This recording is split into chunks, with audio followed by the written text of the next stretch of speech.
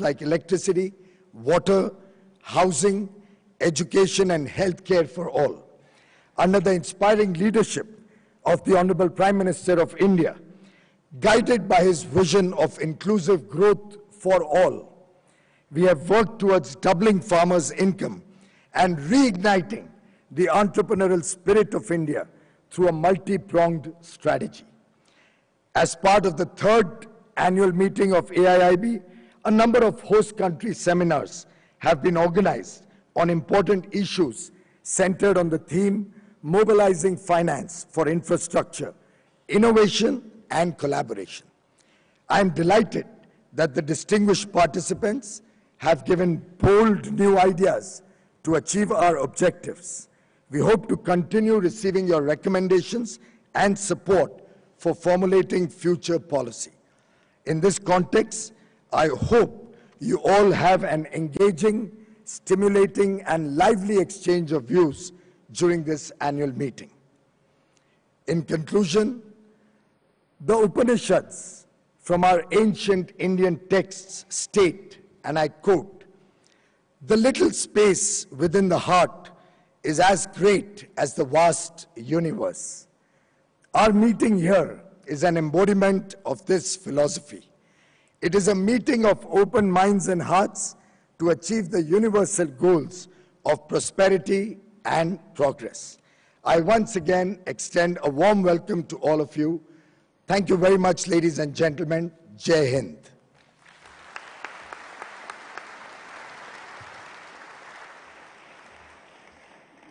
Thank you, Minister Goyal, for those words of welcome, and the AIIB is deeply grateful to India for hosting this important gathering.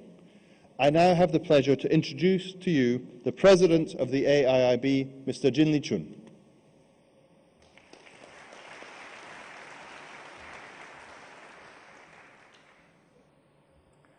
Honorable Prime Minister of India, Finance Ministers, Governors, Chief Ministers, Maharashtra, distinguished governors and members of the Board of Directors, honored guests, ladies and gentlemen. It is a great pleasure to be in Mumbai for AIIB's third annual meeting. We are grateful to the Government of India for offering to host the annual meeting and for organizing such a successful event. After Asia's economic growth far outpaced the global average for nearly 3 decades, Asia's economy has become a global heavyweight. Asian developing countries now account for 60% of global growth, while roughly 2/3 of global trade is part of value chains passing through Asia. Indeed, Asia is assuming leadership in new areas. But growth is just a means to an end. The ultimate objective is to improve people's lives, enable individuals to reach their potential and enjoy prosperity and security. It is a dream of all of us Asians to live a middle-class lifestyle with good education and healthcare, a clean environment, and consumer comforts. Yet still today, 11% of Asia's population remains in poverty. There's no room for complacency. We know that poverty is concentrated in areas that do not have good connectivity to the global market. So part of the situation is right in front of us. We simply need to act. It is against this backdrop that AIIB was formed. Economic openness and investment in infrastructure drove Asia's growth in the previous decades. Now, much more must be done to ensure the future continues to brighten for all of Asia. Asian populations support global economic integration because it has brought benefits to the region. A 2014 Pew Global Attitude Survey found that most Asian countries see trade as a job creator. Unfortunately, protectionism practiced by some countries is likely to dim the prospects for all countries in the world, including themselves. Globalization can be disruptive. A key task of governments is to ensure that benefits of trade are widely spread to help the losers adjust and become winners. When China joined the WTO, free trade was a challenge for many sectors, particularly agriculture, which was not China's comparative advantage.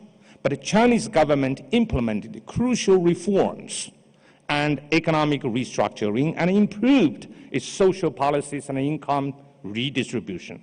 The result, in China, globalization is popular because many have benefited. China's success rests on the government's willingness to adapt short-term sacrifices and the people's embrace of reform. Looking at the prospects for developing Asia, I will ask, will we continue to have an open global trading system, or will the world retreat into protectionism? I would urge some developed countries to resist protectionism and remain open, and developing countries to continue opening up. We must strive to preserve those features which spread benefits, and we must rejuvenate and rethink those systems which may be weakening to find a path forward in the 21st century, the Asian century. We must also revitalize the global economic institutions. The global economic order is precious, but imperfect. As developing countries increase their share of the world economy, they should also have greater weight in the multilateral institutions. But with greater weight also comes greater responsibility to support them and take a lead role in reforming and financing them. I'm delighted to say that the AIIB is your bank, founded by developing Asia with the support of non-Asian countries, built on the experience of Asia to create the future of Asia. A key feature of developing Asia's success to date is aggressive infrastructure investment. The economy cannot grow and people cannot reach their potential without necessary economic infrastructure. Between now and 2030, Asia's investments in infrastructure must rise to $2 trillion a year, or roughly triple what it has been in the past. This is an enormous challenge. Where will financing for this investment come from? It will have to come from multiple sources, domestic and international, public and private. International finance can make some contribution. The task requires joint effort, and it's because of this that partnership is encoded in the DNA of the AIIB. Many of our initial projects have been prepared in collaboration with other MDBs, the World Bank Group, Asian Development Bank, European Bank for Reconstruction Development, and the European Investment Bank. I would like to thank all our partners for their cooperation. We have achieved in our first 2 years of operation. We also have stand-alone projects and expect to have more of these in the future as we increase our capacity. And we always ensure quality is the first priority, and we always ensure that each project we finance is financially sustainable, environmentally friendly, and accepted by the local people. In addition to our formal partnerships, I would note that our members are involved in a wide range of regional infrastructure and trade arrangements. The Belt and Road Initiative is one such arrangement. It is an invitation by China to other sovereign nations and multilateral partners to cooperate and to collaborate in line with the principles of broad consultation, joint construction, and shared benefits. Other multilateral arrangements we will work with include the Greater Mekong Sub-Region Program, the Central Asia Regional Economic Cooperation Program, the South Asia Sub-Regional Economic Program, and the Asia-Africa Growth Corridor. For the countries involved, it makes sense to coordinate their AIIB investments with these other programs.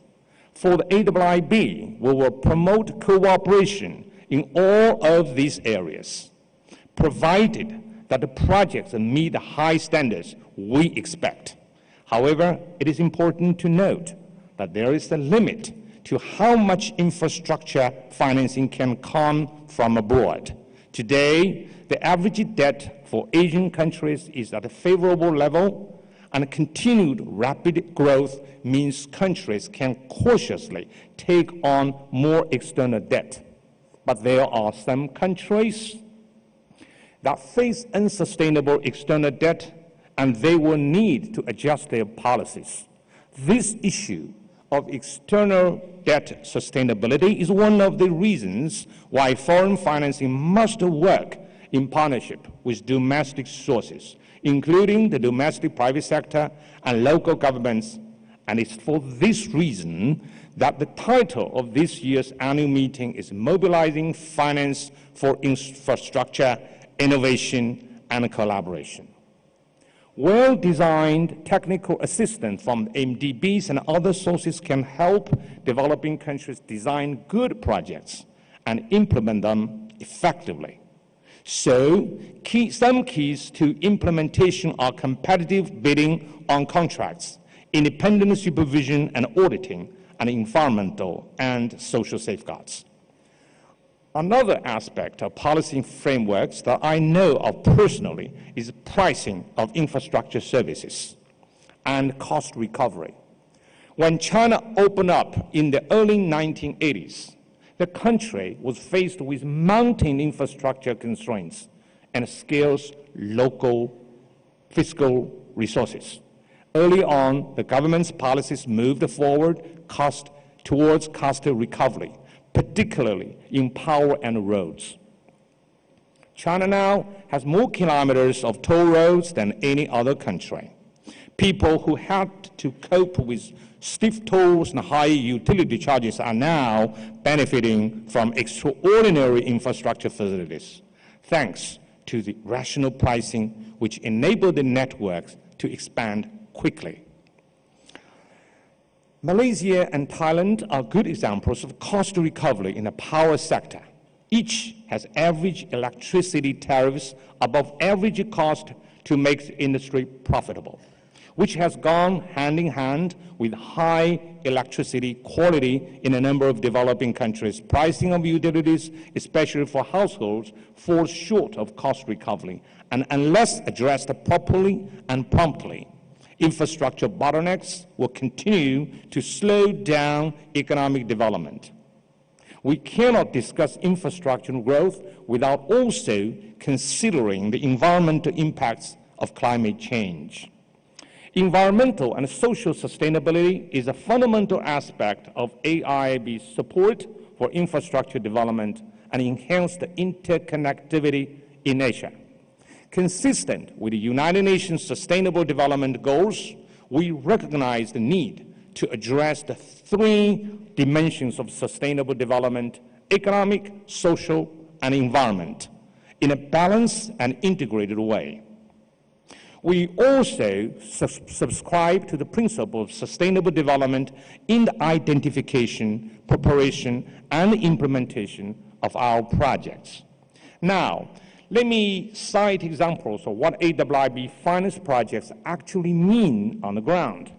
In Gujarat, India, a $329 million loan will support improvement of rural roads for 1,060 villages. Connectivity is essential for accessing health and education and for participating in the market economy. These roads will benefit 8 million people, of whom 1/6 are below the poverty line. In the Philippines, typhoons and floods are responsible for 80% of natural disaster-related deaths in the Philippines.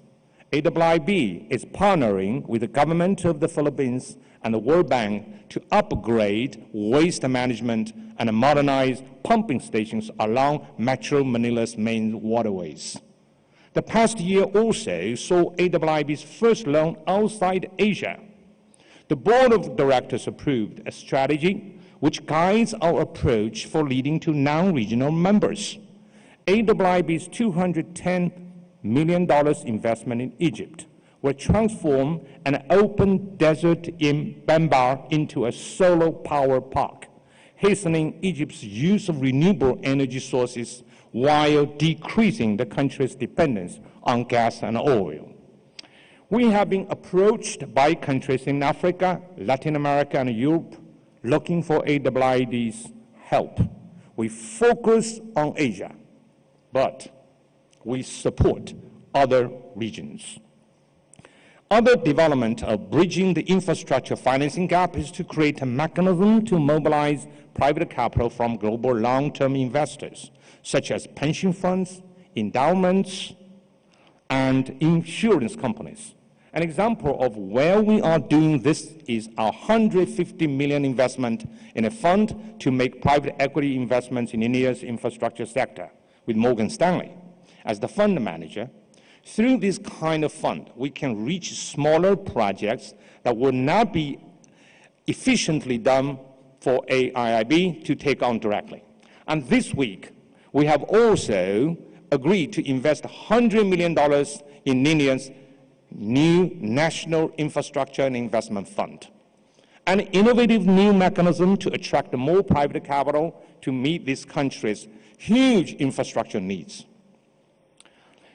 In summary, AIIB is off to a good start. We have hired seasoned professionals to build a business, and we are putting more focus on hiring capable young professionals who can form the backbone of this young institution for many years to come. We're establishing a strong corporate culture focused on embedding our core values of being lean, clean, and green. And we are developing a workplace environment free of corruption and harassment, with a culture of openness and candor, underpinned by mutual respect for each other. We are investing in infrastructure in a wide range of countries, investments that are already starting to have an impact. And we must ramp up our efforts quickly because infrastructure needs in developing Asia are huge and need to work in partnership, particularly with the private sector and local governments. Solid growth, global growth is crucial for our members to meet their objectives, and an open trading system is a foundation of that global growth. I look forward to working with all of you toward this end. Thank you very much.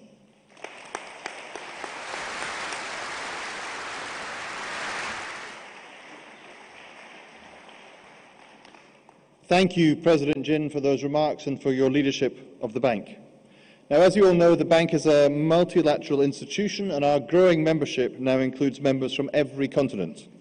To represent that diversity of membership, we will now hear short contributions from our vice chairs of our Board of Governors, one from our members in the Asia region, one from out with the region. First, we will hear from the Governor for Kazakhstan and Vice Chair of the Governors. Please give a warm welcome to Timur Suleymanov, Minister of National Economy.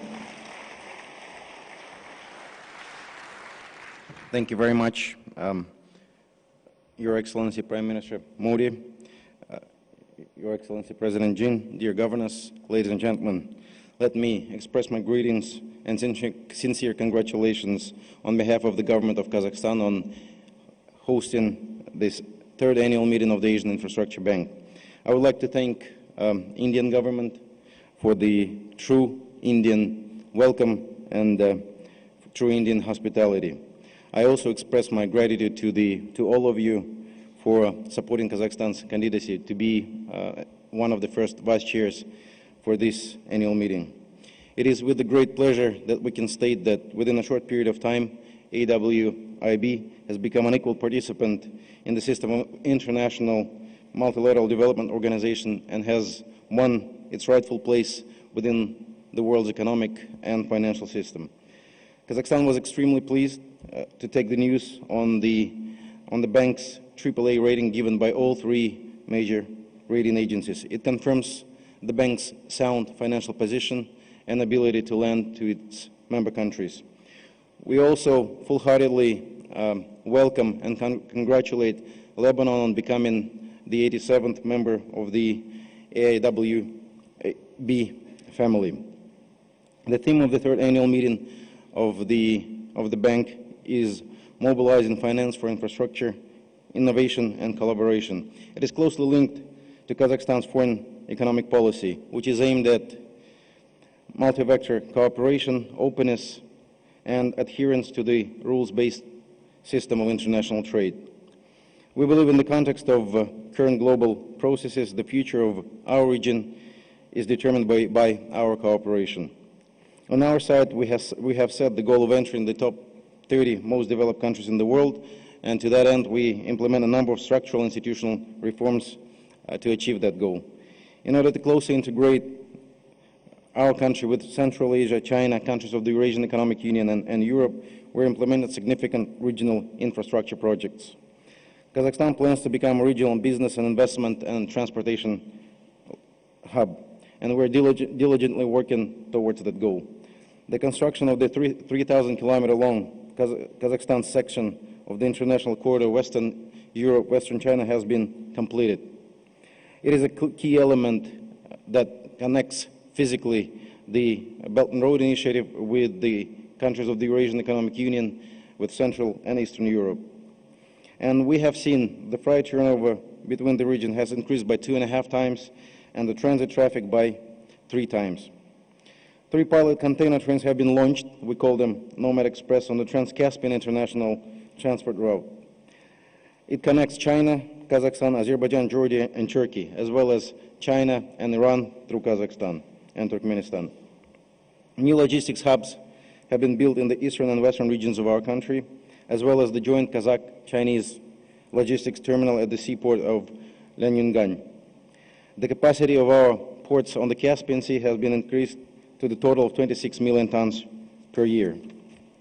Special Economic Zone Kyrgyz Eastern Gates is fully operational and is functioning for unimpeded trade and boosting our transit cargo flows. Work is underway to create international aviation hub near Almaty. By 2020, we will have direct air connections with all 10 leading global financial centers from New York to Shanghai and Tokyo.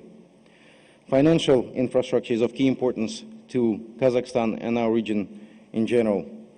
To that end, the Astana International Financial Hub was established, and it will become, we hope, the hub for the whole Central Asian region. It offers state-of-the-art technological and regulatory infrastructure, and it is governed by the English law. On July 4th and 5th, we will have a grand opening of the Astana International Financial Center, and I would like to welcome and invite all of you to Kazakhstan. We clearly understand that physical infrastructure is of vital importance, but it is not enough by itself. In light of our adherence to free trade, free investment, free transit, we have recently signed a free trade agreement, temporary free trade agreement with Iran, and we have signed a trade and economic agreement with the People's Republic of China. As a member of the Eurasian Economic Union, along with all our member countries, we're negotiating free trade agreements with India, Israel, Singapore, to name a few. We believe that AIIB is a bank of multilateral cooperation and development. It has wide mandate, great flexibility, understanding of our region, excellent staff, and very dynamic, ambitious management. We're confident that the bank will make significant contribution to the development of our region, to interconnecting our region, and making lives better for each and every one of us. Thank you very much for your attention.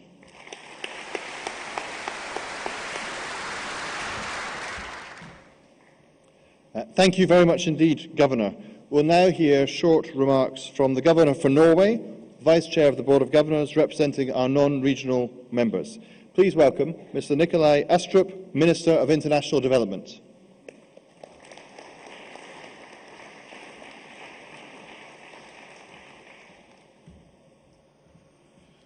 Prime Minister, President Jin, Ministers, distinguished participants, ladies and gentlemen. I am very grateful to have the opportunity to speak to you at this opening ceremony of the third annual meeting of the AIIB as you are elected Vice Chair of the Board of Governors. Even though this is the opening ceremony, It is already clear to us all that our host country, India, has done a tremendous job. I would like to convey a warm thank you from all of us for making this meeting a success and for making us feel so welcome. Norway is proud to be among the founding members of the AIIB and to have been part of 2 exciting and successful first years of operation. We have seen a rapidly increasing membership and a steadily expanding project portfolio. A number of policies and strategies have been adopted, and we have seen successful co-financing projects with other multilateral development banks.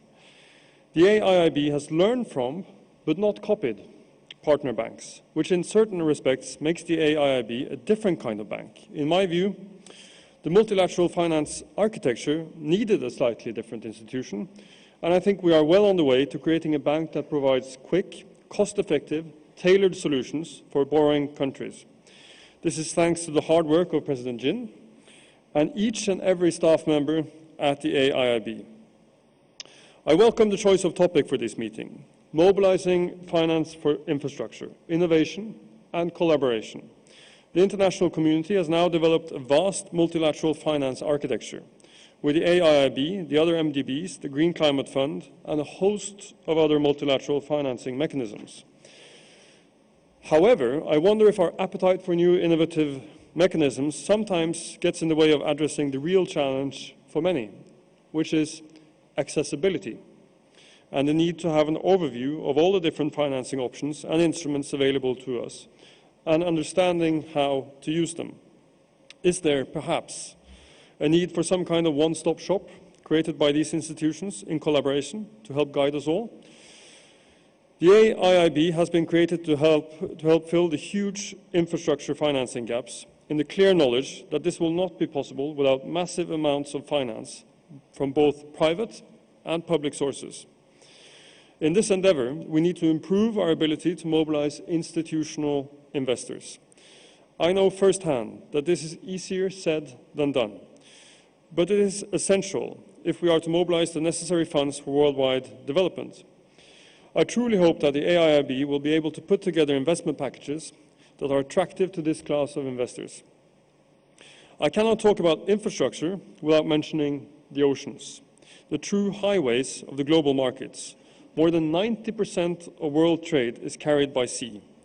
The oceans are a perfect illustration of our interconnectedness and our interdependence. But there is also another, less positive side to the story.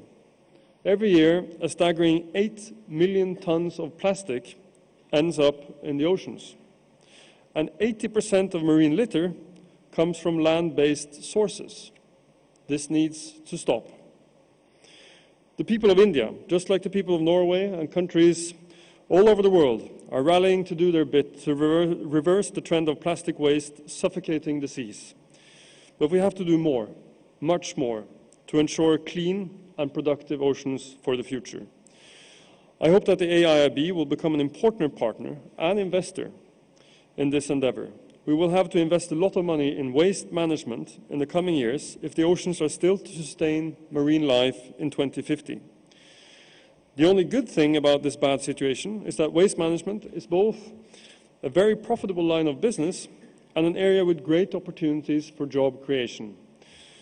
President Yin, it is tempting to add waste management as part of the substance to the clean part of lean, clean, and green, but I can accept that green will cover it for now.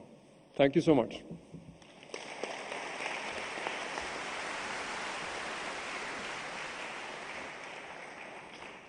Thank you, Governor. India is the second largest shareholder in the bank and is the largest user of bank financing.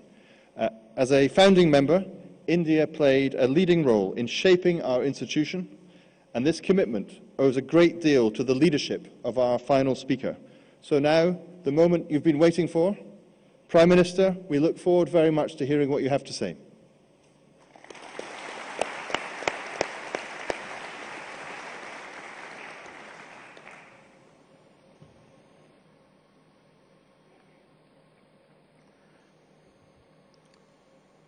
President of the Asian Infrastructure Investment Bank, other dignitaries on the dais,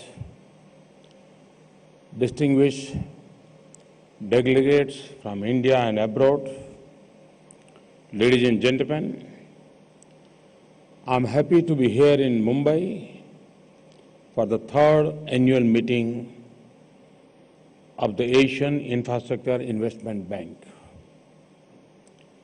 We are happy to have this opportunity to deepen our engagement with the bank and its members. AIIB started its financing operations in January 2016.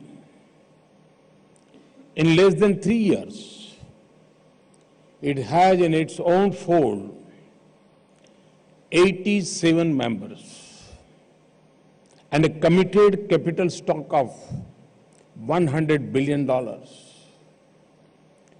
It is surely going to play a critical role in Asia. Friends, the Asian Infrastructure Investment Bank is a result of collaborative efforts of Asian countries to provide a better tomorrow to our people. As developing countries, we share similar challenges. One of them is to find resources for provision of infrastructure. I'm happy that the theme of this year's meeting is mobilizing finance for infrastructure, innovation, and collaboration. Investments by AIIB in sustainable infrastructure can impact the lives of billions of people.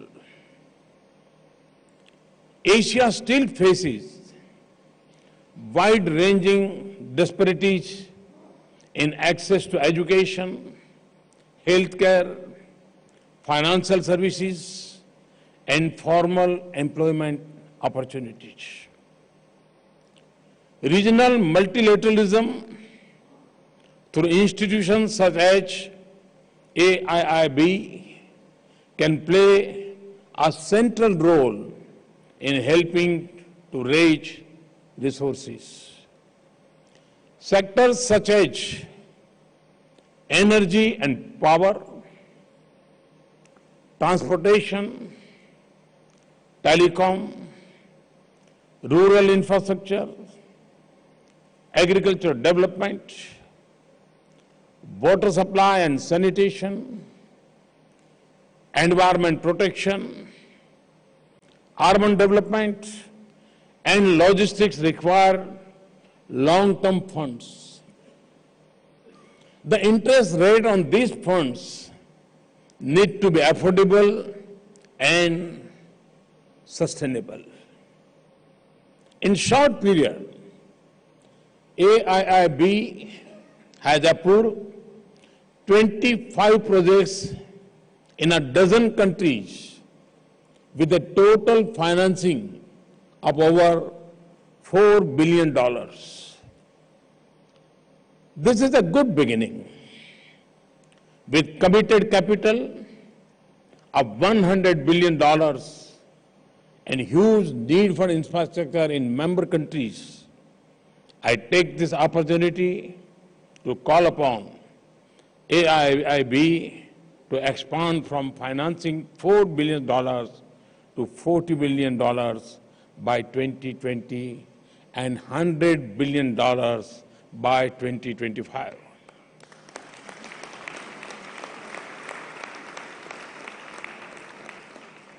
This will require simpler processing and faster approval.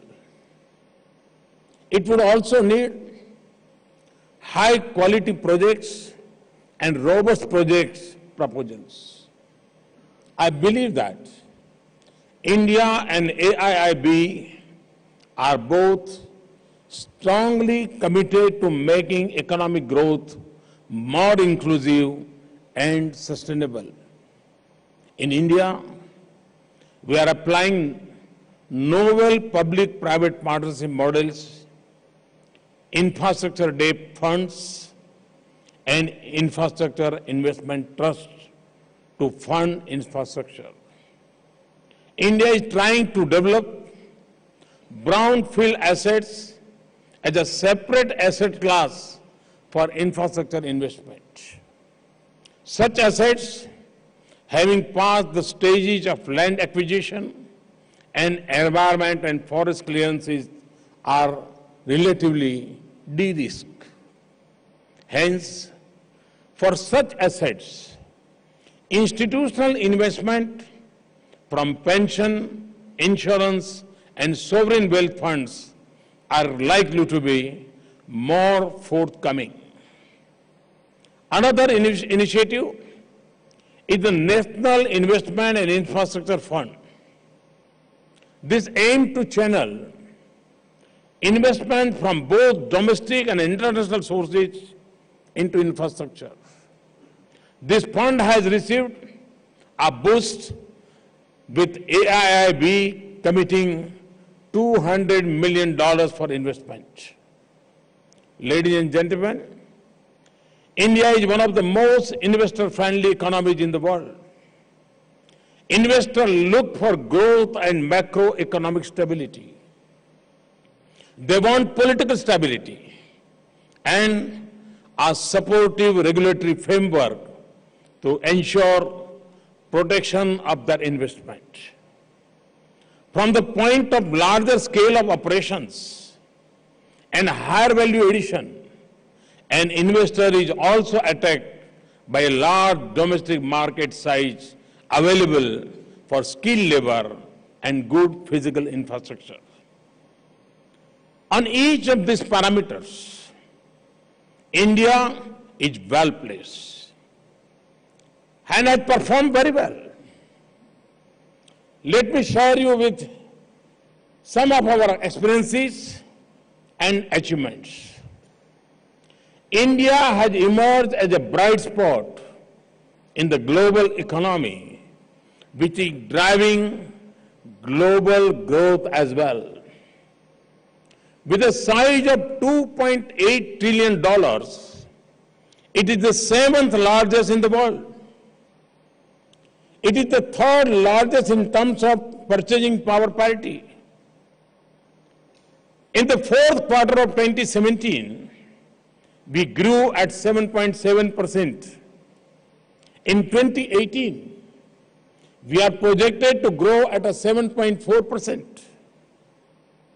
Our macroeconomic fundamentals are strong with stable prices as robust external sector and a fiscal situation firmly in control. Despite rising oil prices, inflation is within the mandated range. The government is firmly committed to the path of fiscal consolidation. Government debt as percentage of GDP is consistently declining. India has achieved a rating upgrade after a long wait. The external sector remains robust. Our foreign exchange reserves are more than $400 billion, provide us enough cushion. Global confidence in India's economy is rising. Total FDI flows have increased steadily. More than $222 billion have been received in the last 4 years.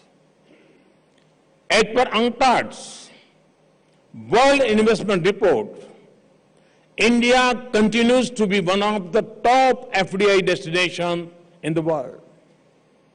Ladies and gentlemen, from the point of a foreign investor, India counts as an extremely low-risk political economy.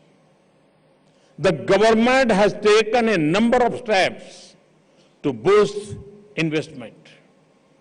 We have simplified rules and regulations for businesses and undertaken bold reforms. We have provided investors an environment which is efficient, transparent, reliable, and predictable. We have liberalized the FDI regime. Today, most sectors are on automatic approval route. The goods and services tax is one of the most significant systematic reforms that our country has undergone. It works on the one nation, one tax principle. It reduces tax cascading, increased transparency, and aids to logistics efficiency. All of this makes it easier for the investor to do business in India. These and other changes have been noticed by the global fraternity.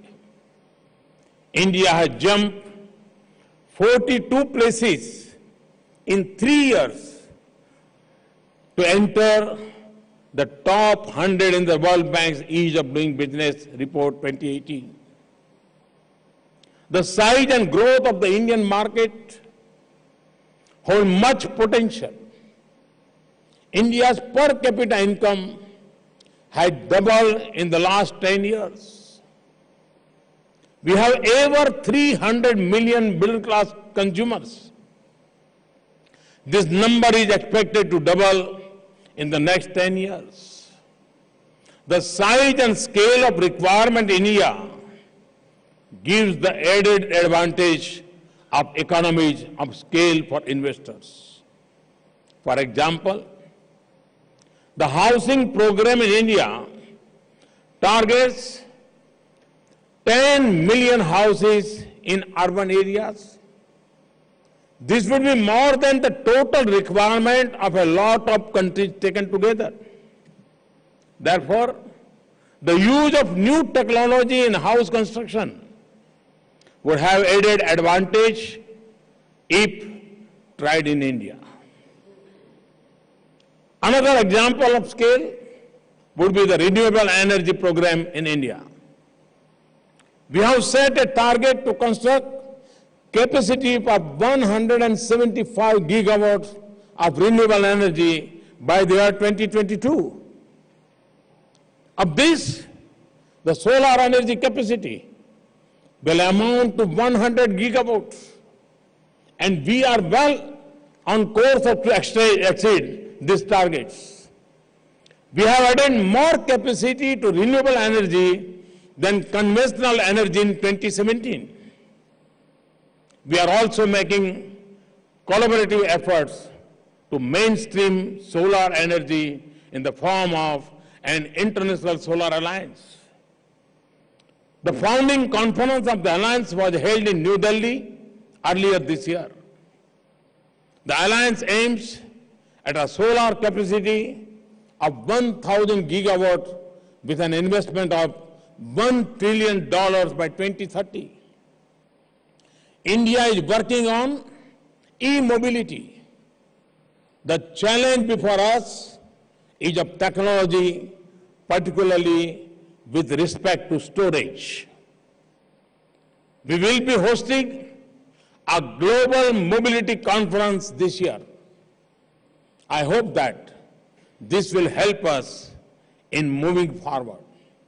Friends, in India, we are upgrading connectivity at all levels. The Bharatmala scheme is aimed at improving road connectivity by constructing national corridors and highways. The Sagarmala project has been undertaken for boosting port connectivity, port modernization, and port link industries. Dedicated freight corridors are being developed to mitigate the congestion of our railway network. The Jalmarg Vikas project would augment capacity of navigation on national waterways for internal trade carried through inland water transport. Our UDAN scheme works towards regional airport development and improved air connectivity, an area which I believe needs even more attention is the possibility of utilizing India's large coastline for transportation and freight movement. While we talk about the conventional concept of infrastructure, I must mention some of the modern day infrastructure on which India has worked. BharatNet is targeted at providing last mile internet connectivity in the country. India has over 460 million internet users and 1.2 billion mobile phones in use. We are promoting the use of digital payments. Our United Payments Interface System, or UPI, along with BHIM app and RuPay card, has shown the true potential of digital economy in India. Through the Umang app, more than 100 public services have been made available to the citizens through their mobile phone. Our Digital India mission aims to bridge the rural-urban digital divide. Agriculture is the lifeline of the Indian economy. We are promoting investments in warehouses and cold chains, food processing, crop insurance, and allied activities. We are promoting micro irrigation to ensure optimal use of water with increased productivity. I would like AIIB to look into potential investment opportunities in this field and associate with us. We aim to provide every poor and homeless household a house with toilet, water, and electricity by the year 2022. We are also looking at various strategies for effective waste management. We have also recently launched Ayushman Bharat, our national health protection mission. This will provide a benefit cover of over $7,000 annually to more than 100 million poor and vulnerable families. The resulting expansion of healthcare facilities will lead to the creation of a large number of jobs. This will also promote the production of high-quality medicines, consumables, and other medical technology equipments. Jobs will also be created for ancillary activities, including call centers, research and evaluation, and IEC activities. The entire healthcare industry will receive a boost. Moreover, with the government assuming healthcare benefits, the saving of a family can now be better used for other consumption and investment. This increased disposable income in the hands of a poor family would lead to increased demand in the economy. I see great potential in this for investors. Friends, the Indian story of economic resurgence closely mirrors that of many other parts of Asia. Now, the continent finds itself at the center of the global economic activity. It has become the main growth engine of the world. In fact, we are now living through what many have termed the Asian century. A new India is rising. It is an India that stands on the pillars of economic opportunity for all, knowledge economy, holistic development, and futuristic, resilient, and digital infrastructure. We look forward to our continued engagement with our development partners, including AIIB. In conclusion, I hope that the interactions in this forum will be fruitful and enriching for all. Thank you. Thank you very much.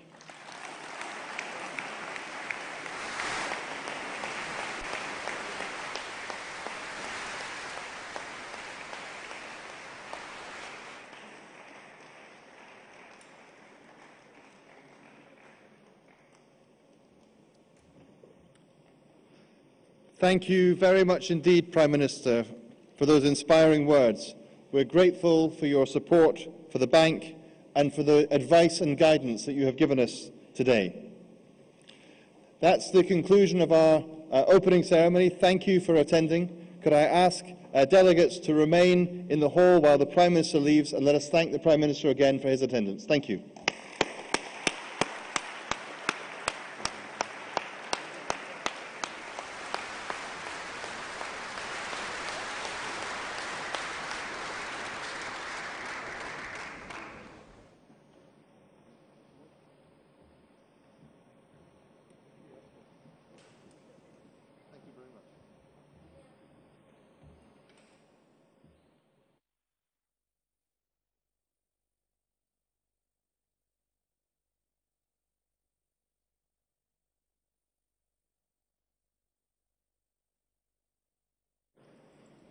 Thank you very